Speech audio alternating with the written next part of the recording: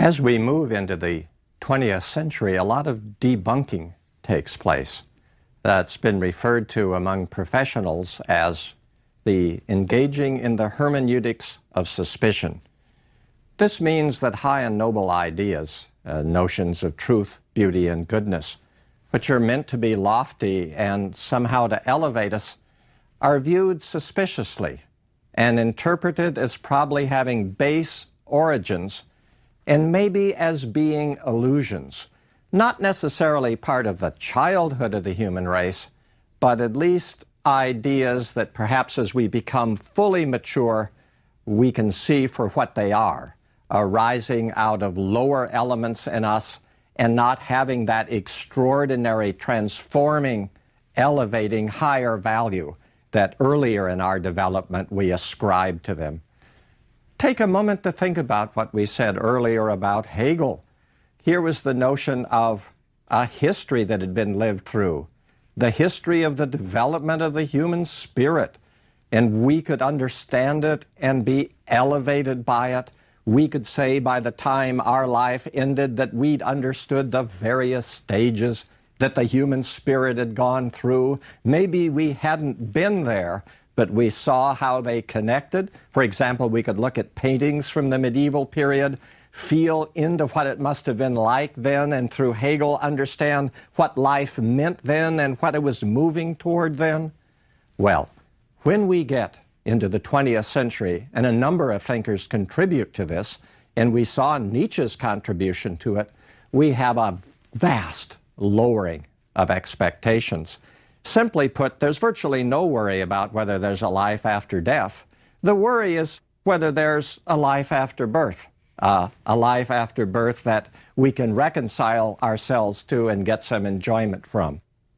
Now, the notion that there's a goal to human life and a right way to journey toward this goal, we've seen how that's been recurrent in both philosophical and psychological guides to living.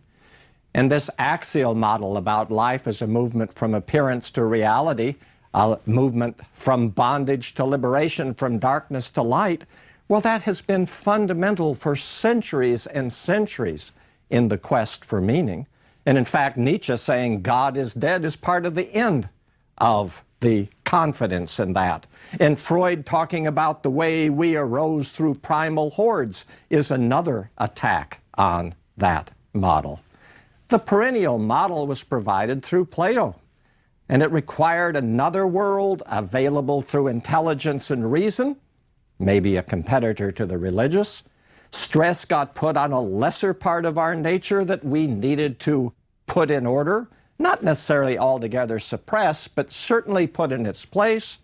And human life in some other world then got construed as something that would come later, as many religions have thought, and might be permanent and something we could aspire to long after this life ended, or it could be viewed as a fleeting reality that we could glimpse by the use of our minds. And then, of course, there were Christian appropriations, for example, of this perennial philosophy. And then the other world became more substantial and active, and this world became under judgment of a negative sort, that this world was a place of sin and another world was a place of salvation. And redeemer figures show up in various religions that actively intervene in this world and bring grace. And on many of these models, the fundamental human drives get construed as sinful. And we see that as much as anywhere in a philosopher like Augustine. The movement of depth psychology in the 20th century has involved the attempt largely to deny the axial model that we've been exploring, if it means belief in the existence of another world. But depth psychology has also tried to rehabilitate and reaffirm various drives that the axial model had put into question. Freud and others are concerned about delayed gratification. That is, delayed gratification that is illusory and oppressive. And Freud and many of his followers wanted us to find ways directly to enjoy ourselves. Freud, in fact, talked after seeing a performance of the opera Carmen about how it was too bad that people couldn't just enjoy life, that they couldn't just allow their passions and their diversity to be seen more as fonts of enjoyment. And why should people restrain and delay gratifying themselves because life had so little to offer? Questions emerge in our time, many questions regarding whether economic concerns may replace religious ones as unwitting instruments of tyranny. Prior to the work of, well, many people in the last 50 years, it's been thought that religion has been the oppressor, and it's been the religious that has restrained us. And freedom from religious commands might be the way to go. But what turns out to be the case over the last half century is there have been growing worries that the dominance of economic models and economic imperatives about productivity and gross national product and how much one must do, and financial matters might also become a kind of tyranny. In the classical period of depth psychology, there was a controversy over the nature of what supposedly our fundamental drives were and whether one was in some particular way dominant. As we know, Freud focused on sexuality, very much the sort of focus Schopenhauer had. Following Nietzsche, a psychoanalyst named Alfred Adler took power, the will to power, the urge to dominate, to be the fundamental drive. And in wide-ranging and often diffuse ways, Carl Gustav Jung, a Swiss psychiatrist, took the quest for meaning. He's our guy. The quest for meaning to be central and determining of other and all other drives.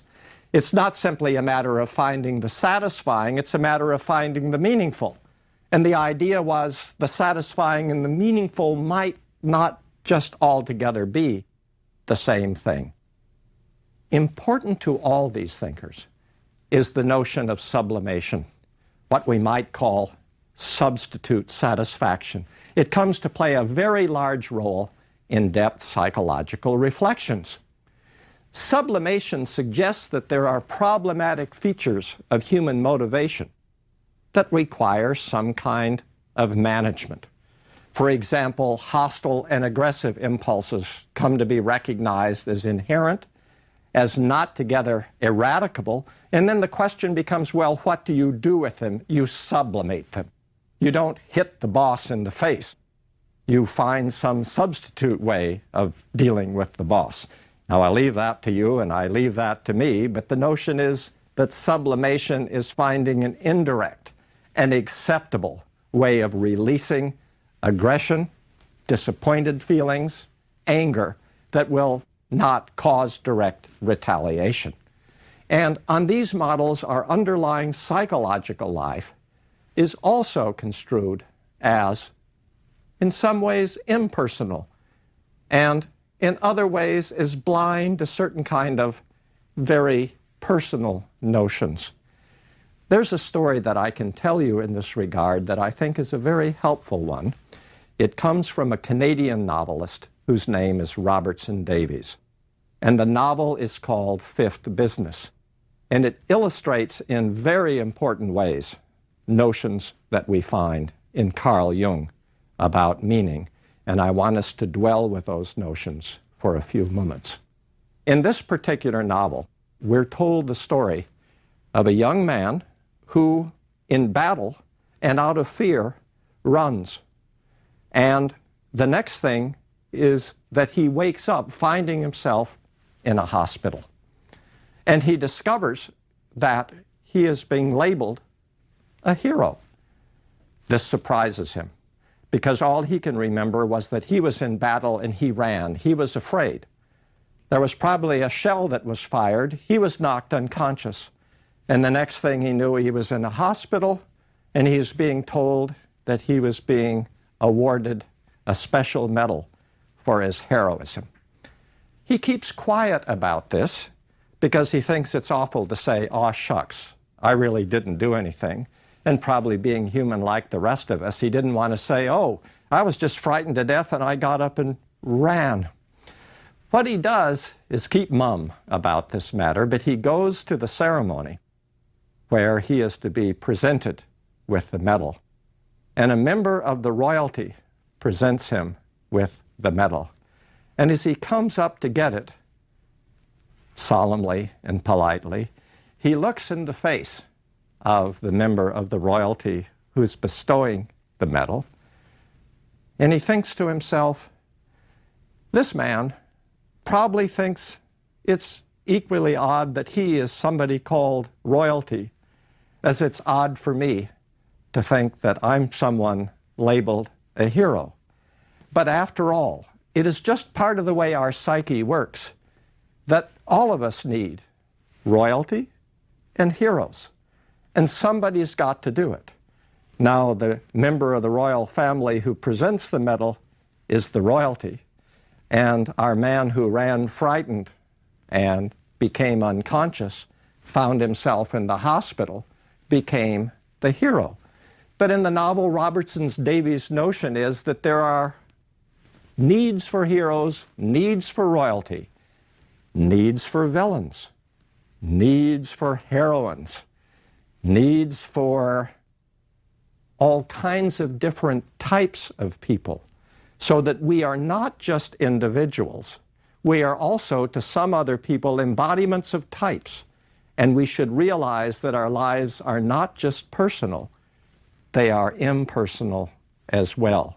So unlike Freud, who thought of transference in very specifically personal situations where we replay and replay and replay things from our past, Jung, with respect to his notion of the development of meaning, says we are also, at least to some other people, playing roles that those people need to see played.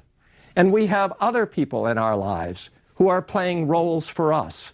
And part of psychological liberation is to realize that roles are always being played. They need not be viewed as phony, but they are roles that our human psyche needs. And part of psychological liberation is realizing this. Sublimation also captures and provides a partial explanation and justification of both creativity and culture. Freud's famous, but also notorious example of artists whom he says pursue fame, honor, and the love of women is a reductive explanation, but his explanation of creative life. Simply put, why do artists create? It's not because they are inspired by some otherworldly notion or that some great vision comes to them. It's more that they have a talent and they think that maybe a success they can have with women, with getting honors, with becoming famous, might be achieved in that way. So that's a substitute satisfaction, not a direct way to their real goal, which would be sexual, fame, aggrandizement of themselves. And from Freud's point of view, culture then gets construed as a disguised and derivative means of coming to terms with deep urges, ambitions, and culture is the playground, the battlefield on which those matters get worked out. But we should look further into what happens after Freud, because a number of ideas emerge that are of considerable significance. There's a school of thought in psychoanalytic theory called object relations, which is a departure in some respects from Freud. In fact, both object relations and family-centered accounts of the human situation have challenged the more individually oriented and classical psychological theories. In fact, a divide arose between intrapsychic and interpersonal accounts of human needs. The classical model, which we got from Freud and was followed by his daughter Anna Freud, stressed the intrapsychic, that is, that which is just simply inside us, and is the drives, the urges, the instincts, the desires we have that are within us and then play themselves out. The object relation school, which is associated primarily with Melanie Klein, put more emphasis on the need for connectedness and the fact that as human beings, it is in our nature to be connected, and understands humans more and more in terms of the earliest connectedness, which of course is in terms of the mother, the fact that we are in various ways from the time of birth separated, the fact that in every separation there's a little bit of adventure and a little bit of uplift, but every separation as part of the journey of life involves a little bit of fear, so we want to be able to return, we want to separate, we want to adventure, we want to turn and make sure we could come back if we wanted to come back. There's always that feeling that in some way we also need to be reunited. Let's look further into this. In terms of the model that we have primarily looked at, the journey of life is a journey toward another place, a place beyond that we have been displaced from, that would be our true home. But now we have a different model, a psychological model,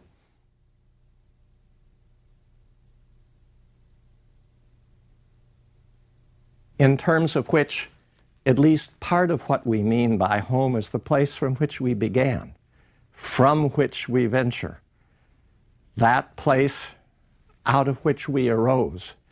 And our relation is always one of wanting a reunion, a coming back home. And we can only fully adventure if we can think there is a route back home, but we can only come home if we know we can venture.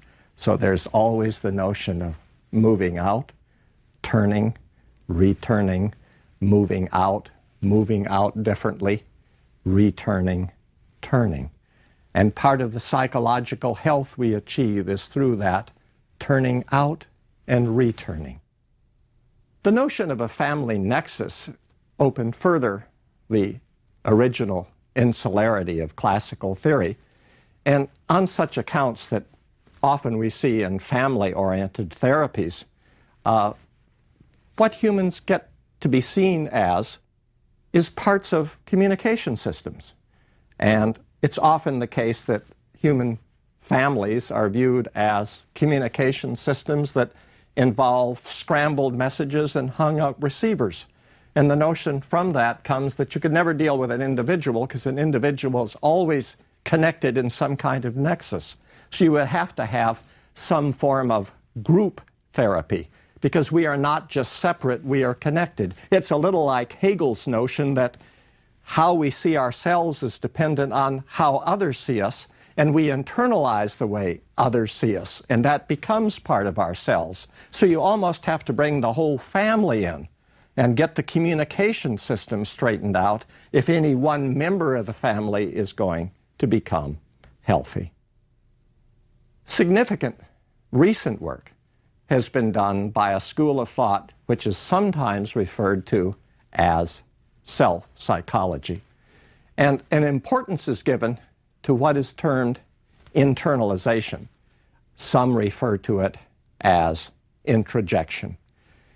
Understandings of ourselves are often construed as the result of early incorporations of the attitudes toward ourselves adopted by significant others.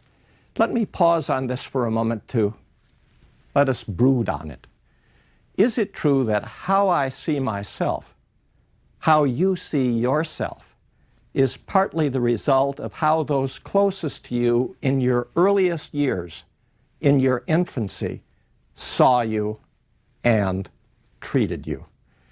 And that if part of you is how you see yourself, and part of how you see yourself is how those earliest people in your life saw you, then is it the case that part of you is that inner picture you have of yourself that came from early on, that you're living with and may not be altogether aware of?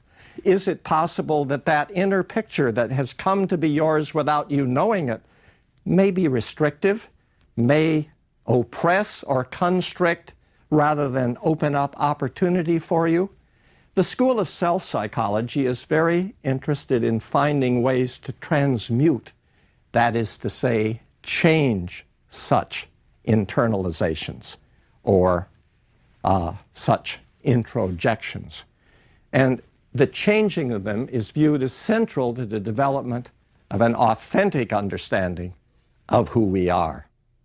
Now, a great controversy has emerged over the relative value of something called interpretation and an approach which is more recent and is called the approach of empathy.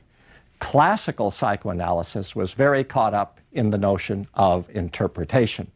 The psychoanalyst would interpret what the underlying drives were that you had. The psychoanalyst would interpret what defenses you might be using, unknown to you, to keep yourself from fully and probably painfully experiencing those drives.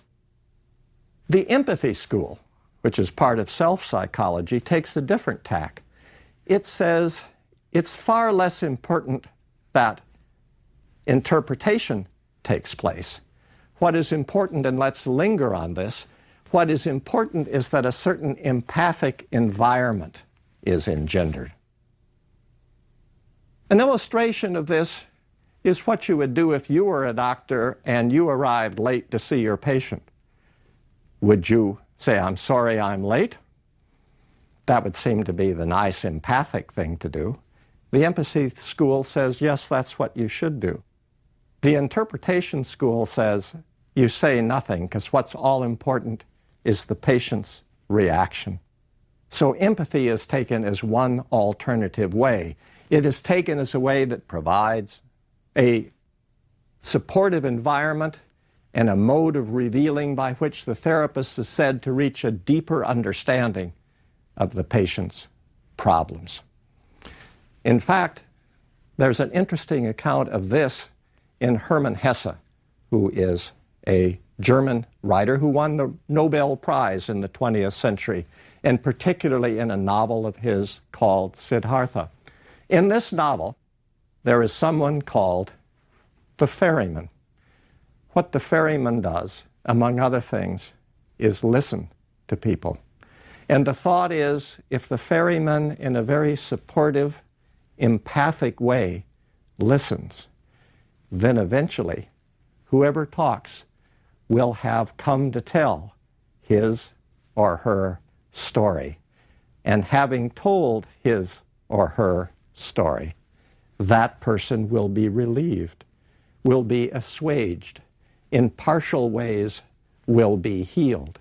The issue is not interpreting what someone deeply beneath their consciousness may have in mind or mean.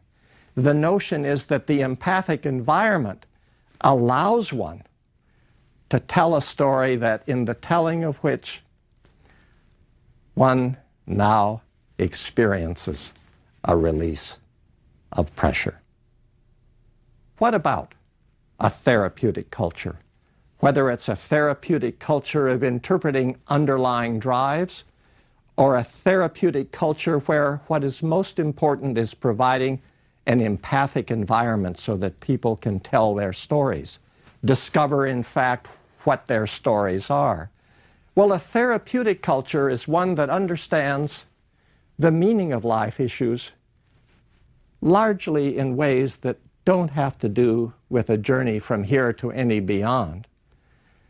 The notion of transcendence, which we have looked at so frequently, it's largely ignored. Though, unlike Freud, many of adept psychologists think that religion can in important ways be part of our lives. Nonetheless, it is thought that we have to find more and more ways to live and dwell in the present, ways in which we can better be in the world, and that the world here should define our concerns. It should be a world, for instance, where we realize that we are not just individuals, but we play roles, and that the people we are with are not just individuals, they also play roles. And ways in which we may not be altogether of the world, not altogether of the world, tend to get construed as pathologies. as misunderstandings, perhaps as substitute satisfactions. An important distinction gets made, and I'd like to take a moment and dwell on this with you.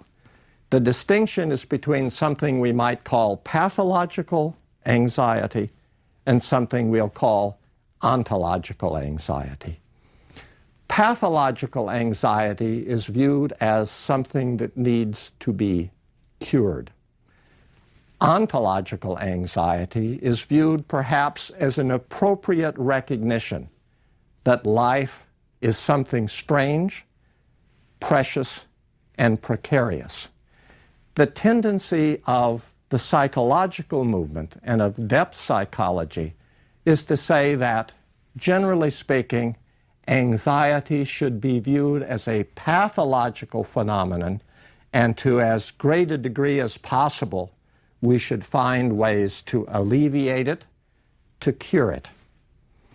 We will soon be looking at the notion that perhaps there is anxiety that is appropriate, should not be cured, and any attempt to cure it would remove part of the wonder and the mystery that makes us human beings. It should not be called pathological. It should be thought of as ontological, that is, related to our being. And that's an important distinction in anxiety that we think we should rid ourselves of with help, or an anxiety which we think is good to cultivate if it doesn't overwhelm us, because it has to do with a fundamental fact about us, that we are here, not sure if we might not belong elsewhere, and that there's something precarious, precious, wonderful, strange, and inexplicable about human life. What happens as we move through the 20th century, which some say is a century in which psychoanalytic thinking had its birth, and a century in which psychoanalytic thinking may well be nearing its end?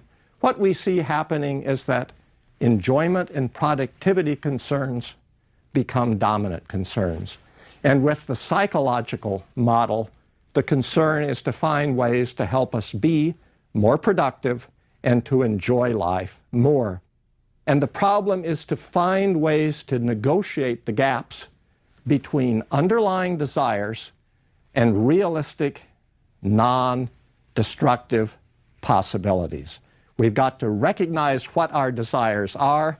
We've got to realize that in many cases they can't be realistically satisfied. We have to find productive, non-destructive ways of dealing with them. And what often happens on this model is that therapies become the handmaidens of productivity concerns, sometimes concerns for self-esteem.